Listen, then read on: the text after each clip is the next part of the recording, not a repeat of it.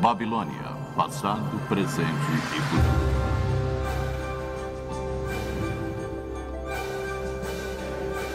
Obcecado por seus prazeres malévolos e repleto de orgulho por seus grandes feitos, o povo da Babilônia, assim como seu rei, se encaminharam para o seu dia de ajuste de contas.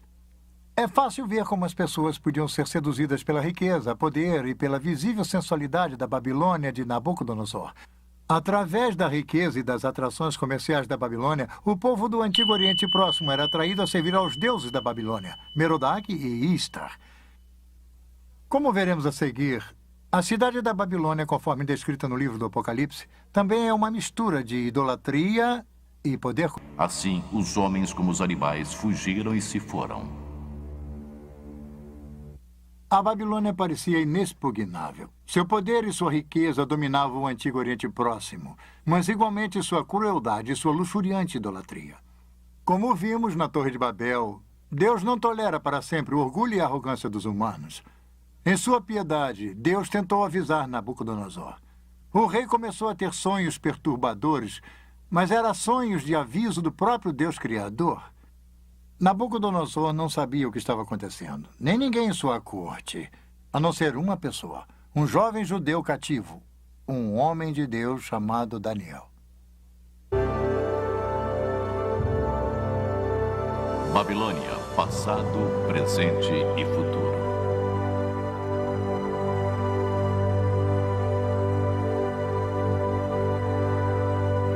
Nabucodonosor construiu o maior império do Antigo Oriente Próximo.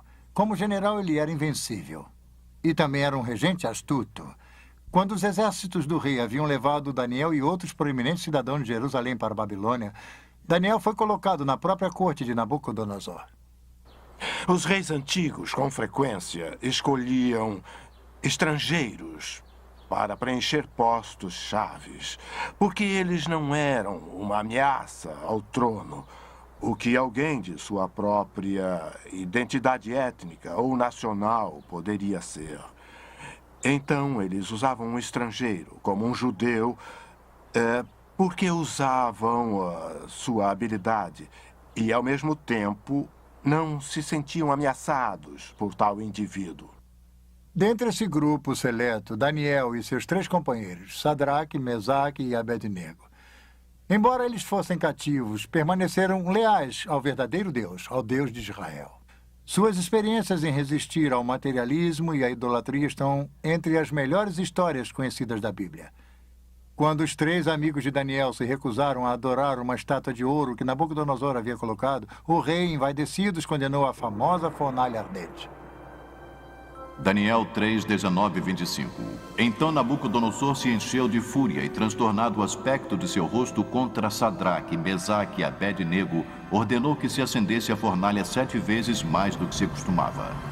Ordenou aos homens mais poderosos que estavam no exército que atassem a Sadraque, Mesaque e Abednego e os lançassem na fornalha de fogo ardente. Então estes homens foram atados com os seus mantos, suas túnicas e chapéus e suas outras roupas e foram lançados na fornalha sobremaneira acesa. Porque a palavra do rei era urgente e a fornalha estava sobremaneira acesa. As chamas do fogo mataram os homens que lançaram de cima para dentro a Sadraque, Mesaque e Abednego. Estes 3 homens caíram atados dentro da fornalha sobremaneira acesa. Então o rei Nabucodonosor se espantou e se levantou depressa e disse a seus conselheiros: Não lançamos nós 3 homens atados dentro do fogo? Responderam ao rei: É verdade, ó rei. E ele tornou e disse: Eu, porém, vejo 4 homens soltos que andam passeando dentro do fogo sem nenhum dano, e o aspecto do quarto é semelhante a um filho dos deuses. Para ganhar vantagem, Nabucodonosor chamou Sadraque, Mesaque e Abednego para ficarem ao seu lado. O fogo não havia feito mal a seus corpos, nem eles cheiravam a fumaça. Numa reviravolta surpreendente, Nabucodonosor louvou o Deus que enviou seu anjo para salvá-los e os promoveu a altas posições em seu reino. A relação entre Daniel e Nabucodonosor era de fato estranha. De um lado havia Nabucodonosor, rei pagão do mundo conhecido, cujos feitos ousados se baseavam na força militar e no trabalho escravo.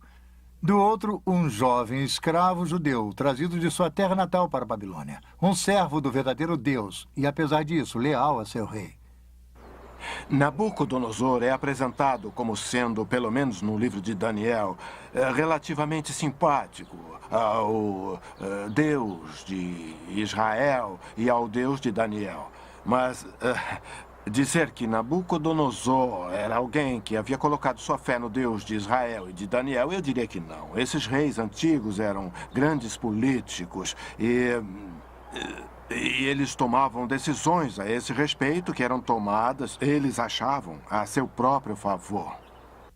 Foi quando Daniel se encontrava preso na Babilônia que ele e o rei começaram a ter sonhos perturbadores e visões. Deus estaria fornecendo aos dois uma visão do futuro. O segundo capítulo do livro de Daniel registra um sonho particularmente perturbador de Nabucodonosor. Daniel o descreve.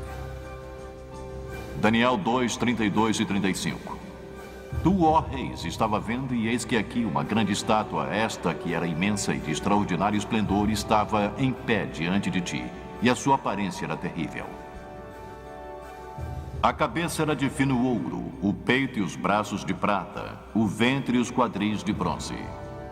As pernas de ferro, os pés em parte de ferro, em parte de barro. Quando estavas olhando, uma pedra foi cortada sem auxílio de mãos, feriu a estátua nos pés de barro e ferro e os esmiuçou. Então foi juntamente esmiuçado o ferro, o barro, o bronze, a prata e o ouro, os quais se fizeram como a palha das eiras no estio, e o vento os levou, e deles não se viram mais vestígios. Mas a pedra que feriu a estátua se tornou uma grande montanha que encheu toda a terra.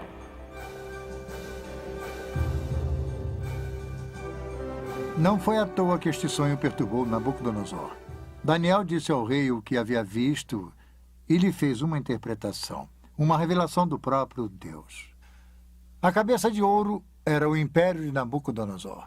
A prata, o bronze e o ferro e parte de barro e ferro da estátua representavam os reinos sucessivos. Cada um deles era inferior ao outro. A pedra simbolizava o justo reino de Deus, o Deus não visto que determina o destino de todos os reinos, inclusive o de Nabucodonosor. Quando Nabucodonosor soube da interpretação, se prostrou diante de Daniel e novamente louvou o Deus de Israel. Mas a velha arrogância em breve voltaria. O livro de Daniel retrata Nabucodonosor sob molde de muitos ditadores que vimos passar pelo curso da história. Era orgulhoso e dado a ataques de raiva. Controlava um grande império, mas não conseguia se controlar. Daniel avisou a Nabucodonosor que Deus, que controlava todos os reinos da terra, o humilharia gravemente se não mudasse o seu comportamento. Os avisos caíram em ouvidos surdos. Ao invés de dar a glória a Deus, Nabucodonosor se viu como uma fonte da grandiosidade. O livro de Daniel descreve como Deus humilha o orgulhoso rei e como Deus o ensina que havia um reino bem mais poderoso do que a Babilônia. Um reino espiritual, o reino de Deus.